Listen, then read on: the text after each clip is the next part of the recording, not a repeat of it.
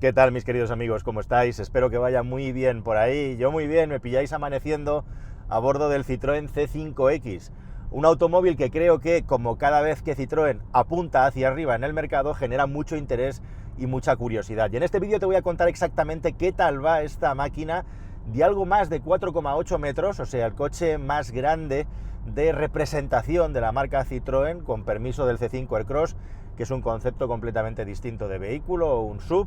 de tamaño medio. Bueno, pues Citroën ha querido hacer un peldaño por encima este coche con el que comparte muchos órganos mecánicos y también el famoso sistema de suspensión diferencial que suele tener Citroën. Sobre eso vamos a hablar, y también de los detalles, esos que son los que a vosotros os gustan y a nosotros nos interesa contar y sacar, porque los datos técnicos, las fichas técnicas, las podéis recuperar en cualquier sitio, por supuesto, y por encima de todos, incluidos los precios, aquí en carwow.es. ¿Buscas un coche nuevo? Entra en carwow.es y mi equipo te ayudará a encontrarlo y conseguir el mejor precio. carwow.es, el comparador de precios de coches nuevos. Y hablando de precios, este coche arranca en unos 31.000 euros, con una versión, bueno, pues que va a ser de las menos vendidas en un vehículo de esta prestancia, el 1.2 PureTech, famoso, de antaño la PSA, ahora Stellantis, con 130 caballos, y tenemos una gama muy corta. Es un coche que no se va a vender mucho. ¿Cuántos has visto por la carretera de momento? Uno o ninguno, seguramente. Aparte de la versión de 130 caballos, tenemos el 1.6 turbo, igual que en el resto de sus hermanos de grupo, con 180 caballos.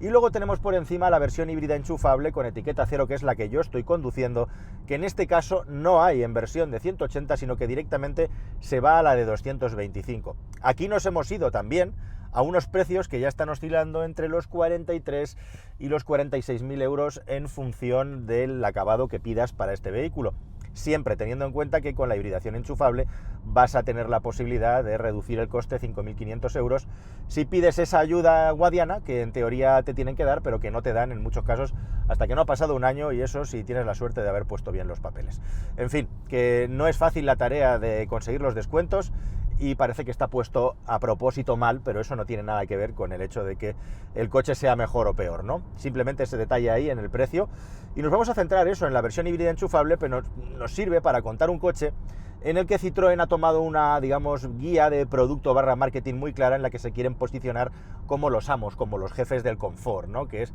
algo de lo que Citroën se puede vanagloriar, porque a lo largo de la historia ha sido una de las constantes en la marca. Este coche tiene dos detalles importantes vinculado con eso. Uno es el tipo de suspensión que tiene, que está orientada a tener el máximo confort, a transmitir el máximo confort a los ocupantes. Y por otro lado está el asunto de los asientos, que son unos asientos muy trabajados y muy estudiados para poder hacer unas largas sentadas aquí y tener el máximo de comodidad. Unos asientos que yo la primera vez que me he subido al coche y me he montado he dicho, ostras, madre mía,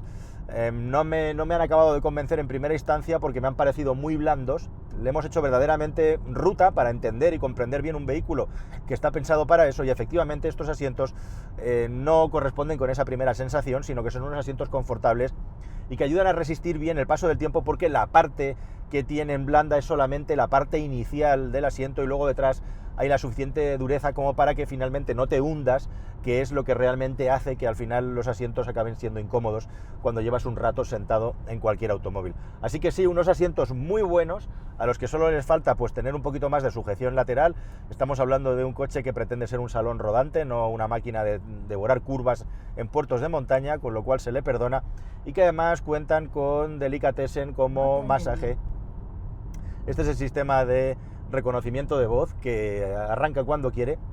He dicho Delicatessen, no sé por qué se ha activado, pero en definitiva unos asientos, como digo, que sujetan el cuerpo suficientemente bien, muy cómodos, masaje, ventilación y calefacción, y además unos botoncitos en los que el ocupante trasero puede mover directamente los asientos, puede desplazarlos para tener el máximo confort aquí en la zona trasera. Eso es lo que se refiere a los asientos. Y sin extenderme mucho más rollos, el asunto de la suspensión, que es lo que te ha traído hasta aquí seguramente, y es lo más importante de este vehículo. Bueno, te diré para empezar que este coche tiene una suspensión que es exactamente igual que la del C5 Aircross, y en la que yo noto bastantes similitudes también con el C4 actual, si es que no es exactamente la misma. La única diferencia es que en las versiones más altas, como esta híbrida enchufable que estoy conduciendo, está además pilotada por un sistema electrónico que cambia la dureza de la suspensión. Es una suspensión de dureza variable electrónicamente con muy poca diferencia entre los tres modos de confort que puede tener. Desde el deportivo hasta el más confortable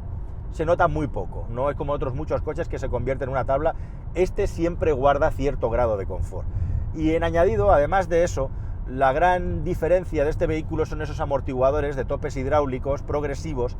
que fueron una novedad en su momento en Citroën, pero que ya empiezan a montar muchos automóviles en el mercado, sin ir más lejos, el último Renault Austral. Con lo cual Citroën borró de un plumazo todos esos inventos de suspensiones hidroneumáticas y un larguísimo etcétera por este sistema de amortiguadores hidráulicos que tienen unos topes hidráulicos que hacen que cuando el muelle se comprime o se extiende lo haga de una manera progresiva y de una manera más controlada gracias a la presión que se genera en un fluido de lo que lo haría un amortiguador tradicional en el que hay un pistón, hay un aceite y nada más. Lo que os puedo contar de esta suspensión es que para una persona que no esté acostumbrada a conducir un coche de este tipo, pues el vehículo balancea, cabecea un poquito más de lo que encuentras en cualquier otro coche. En todo caso no es algo que sea muy preocupante ni tanto a nivel de cabeceo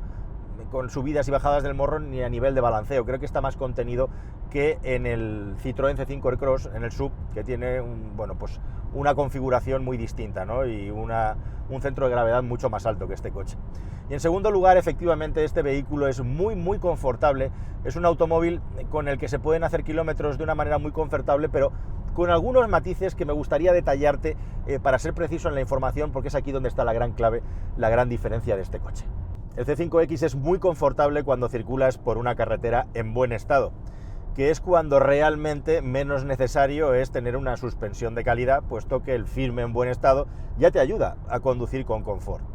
Es una suspensión además que es capaz de filtrar de una manera muy positiva todos aquellos baches, los resaltes que hay en ciudad, por ejemplo, o una carretera bacheada, siempre que estos baches no sean muy profundos o que no sean grietas juntas en las que el movimiento de la rueda sea muy rápido o incluso se desplace más que en vertical de manera longitudinal. Cuando esto sucede, es decir, cuando pasas por juntas de dilatación o por los típicos resaltes que hay al entrar en una zona urbana, el coche transmite al interior una sacudida que no es nada agradable y que va un poco en contra de ese concepto, de esa idea de confort que Citroën nos está vendiendo con este vehículo. Así que sí, es un vehículo muy confortable, pero una suspensión neumática de buena calidad, por ejemplo, conserva la capacidad de aislarnos de la carretera mucho mejor en estas determinadas circunstancias de las que te estoy hablando. Así que el Citroën C5X va a depender mucho de por dónde lo conduzcas, de por qué lugares te muevas, para saber cuál va a ser el grado de confort que vas a recibir, que normalmente va a ser muy alto,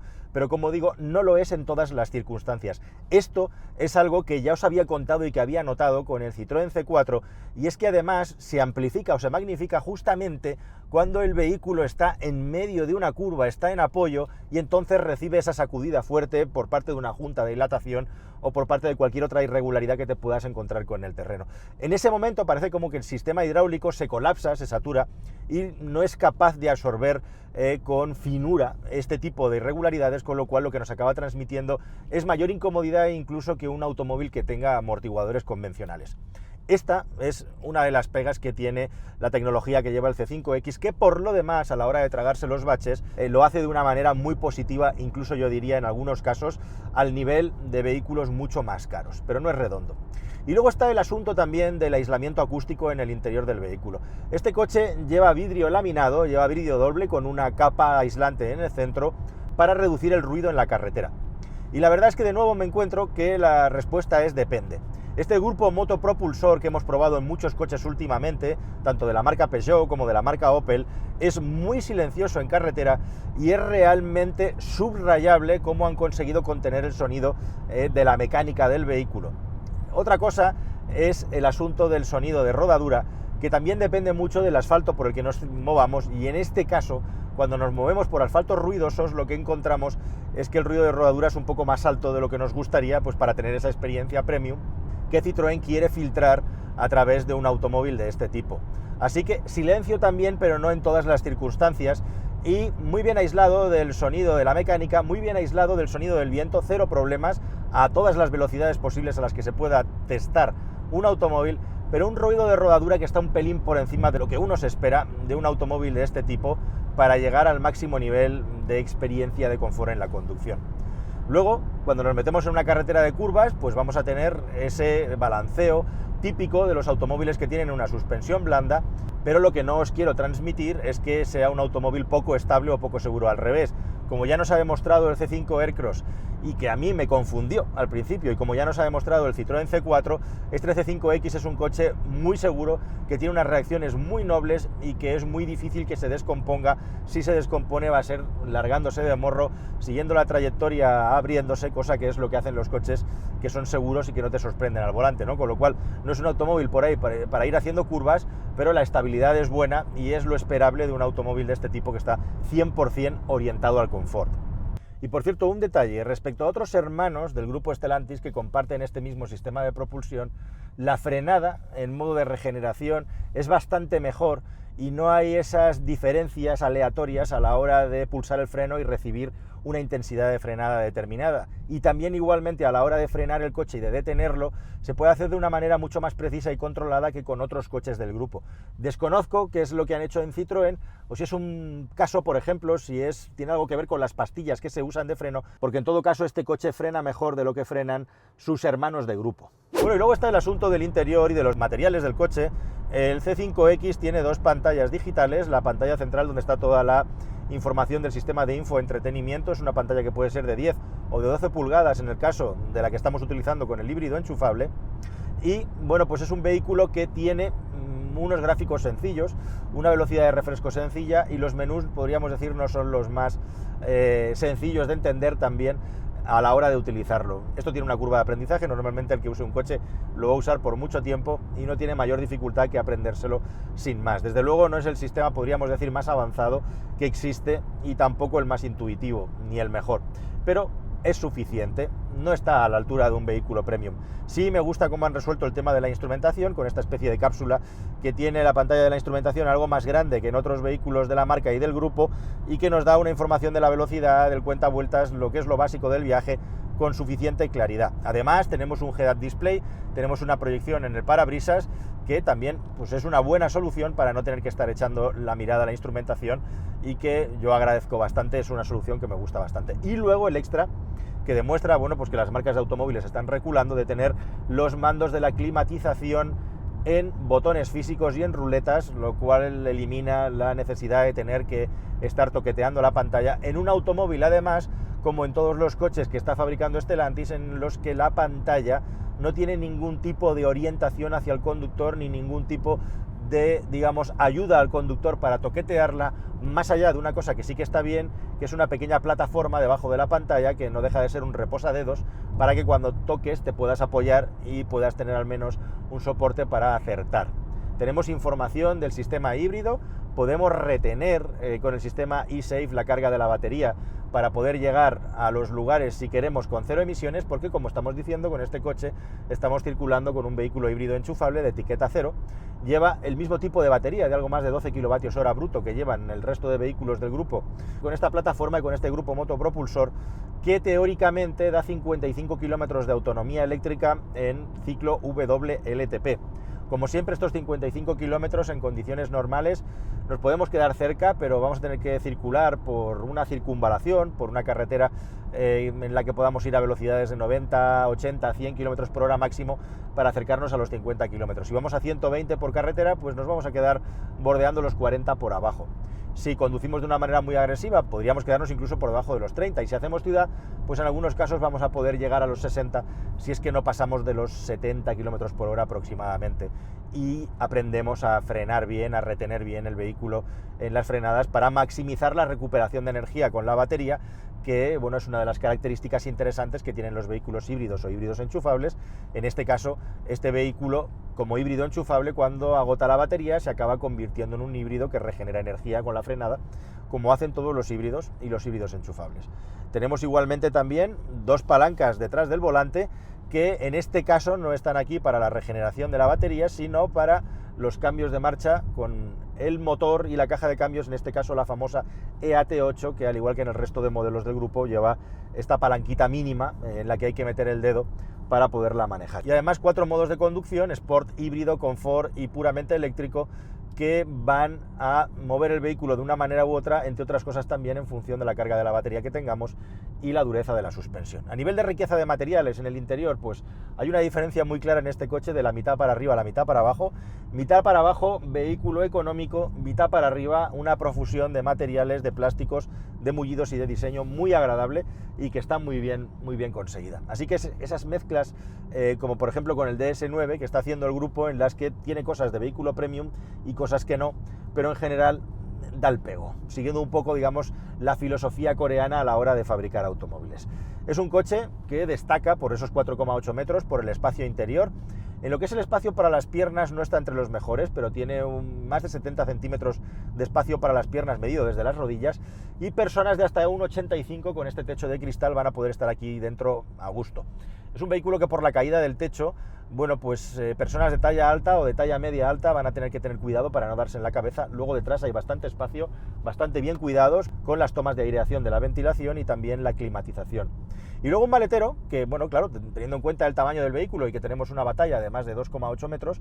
pues está bastante bien. Hay 525 litros de maletero, que ya es una cifra buena para las versiones con motor de combustión interna, y 485 para la híbrida enchufable, que siendo un híbrido enchufable no está nada mal, la verdad. Es básicamente la altura, la base del maletero, lo que sube o baja y lo que cambia el volumen del maletero a la hora de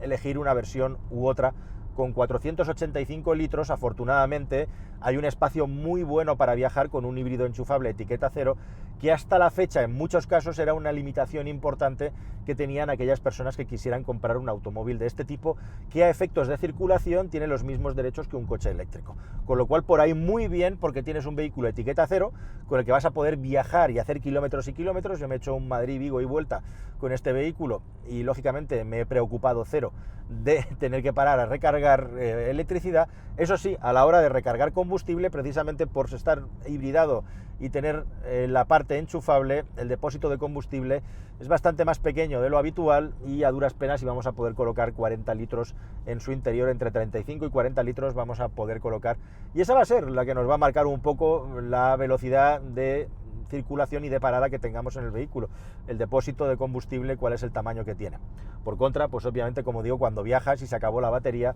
te olvidas de tener que estar buscando dónde cargar con un vehículo en el que además puedes cargar mucho equipaje, y 2 adultos van a viajar atrás de una manera muy confortable y muy a gusto. 3 no, porque no hay suficiente anchura. Los sistemas de asistencia a la conducción activos en este vehículo son los típicos, los propios de la marca, con un nivel 2 estándar, en el que hay un programador de velocidad activo y un sistema que está pendiente de que estemos pendientes de la conducción, y que además, incluso si soltamos una mano del volante, nos da unos pequeños bandazos en el volante cuando estamos pisando la línea, que no son muy agradables, que digamos, para advertirnos de que pongamos las 2 manos en un volante muy sencillo. Y un sistema ACC que a mí me parece excesivamente conservador y alarmista, en el que las frenadas y las aceleraciones son un poco bruscas para mi gusto. No me parece que este vehículo, a nivel de sistemas de asistencia a la conducción, pues esté entre los más destacados en su categoría. Un Citroën C5X, queridos amigos, que tiene su principal baza en el confort y en un espacio en el interior que no está nada mal, aunque hoy en día con los vehículos de tipo SUV, que son los favoritos por parte de los usuarios, hay la posibilidad de tener incluso más espacio en el interior, especialmente por la altura disponible hasta el techo, pero que cumple muy bien en todas las facetas, con el que vas a gastar menos de lo que vas a gastar con un SUV. En este coche, una vez que se ha agotado la batería, el consumo te va a estar siempre entre los 6 y los 8 litros de combustible en función de las velocidades a las que vayas, e incluso se puede gastar un poquito menos si vas yendo algo más despacio de las velocidades normales por carretera. Y no es desde luego un campeón de los consumos, pero vas a tener, pues eso, una capacidad dinámica algo mejor que con un SUV, una capacidad de carga algo menor, pero muy destacada igualmente respecto a un SUV, e igualmente también unas capacidades de conducción pues que son más agradables que en un vehículo con el centro de gravedad más alto, con este sistema de amortiguador hidráulico que tiene sus particularidades que espero haberte podido relatar con suficiente claridad y detalle. Nada más, queridos amigos, espero que esta información haya sido interesante, con un precio entre los 31 y los 46, híbrido enchufable. ¿A vosotros qué os parece? ¿Creéis que se va a vender, que esta carrocería va a ser popular? En fin, nos vemos en un próximo vídeo que espero que sea más y mejor. Adiós.